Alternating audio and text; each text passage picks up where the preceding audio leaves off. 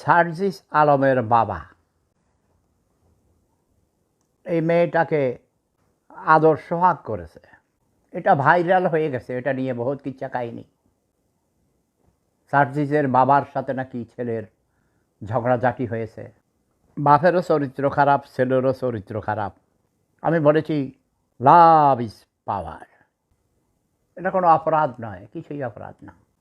আমার থিওরি হলো বিবিসি 18 বছর বয়স যার, যুদ্ধে যাবার সময় তার, যে সার্জিস আলমের বাবা ইয়াং ম্যান, আমি তাকে জানতাম না এটা তার বাবা। আমি মনে করছি তার কোনো বন্ধু হইতে পারে, হয়তো ওর বান্ধবীকে নিয়ে বলছে যে তুমি আমার বন্ধুর সাথে একটু সময় দাও,